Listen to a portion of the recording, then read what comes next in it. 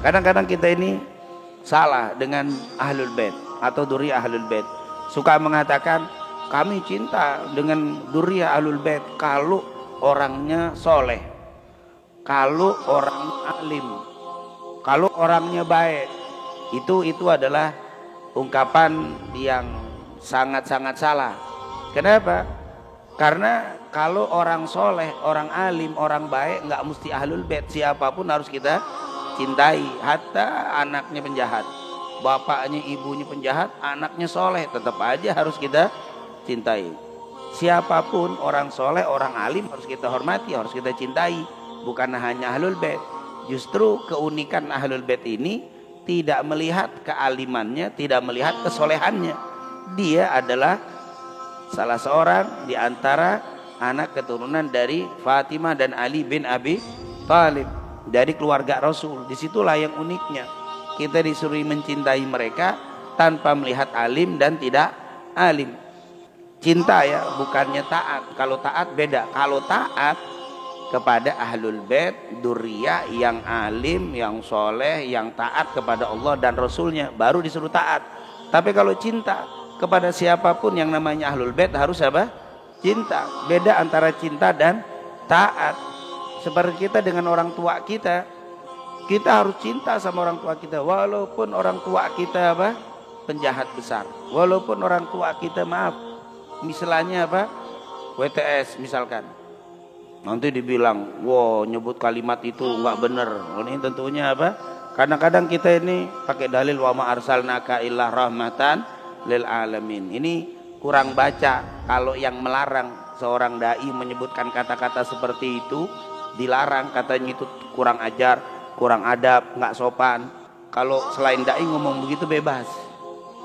Kalau selain dai ngomong begitu bebas, tapi kalau dai nggak boleh. Ini sebetulnya apa? Bisa mesti bahasa kita kurang baca itu orang. Kalau boleh disuruh baca orang yang menolak atau mengkritik seorang ulama yang bilang lonte atau mengulang WTS, itu boleh suruh baca tentang sejarah Hudaybiyah.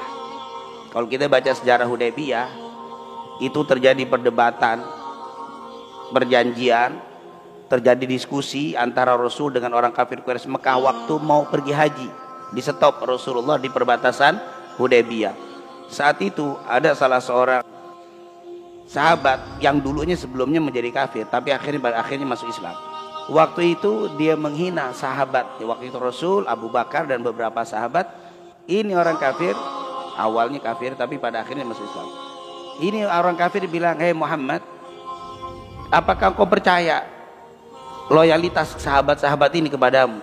Seandainya kau terjadi perang ini hari, apakah kau yakin sahabat-sahabat ini akan membela kamu?" Meragukan apa? Loyalitas sahabat kepada Rasul. Apa perkataan di situ? Ini kalimat Abu Bakar As-Siddiq, yang ngomong Abu Bakar As-Siddiq. Umsus Badrul Lat. Itu kalau kita umsus Badrul Lat itu boleh dilihat maknanya, itu serem sekali. Abu Bakar marah. Abu Bakar orang yang lemah lembut.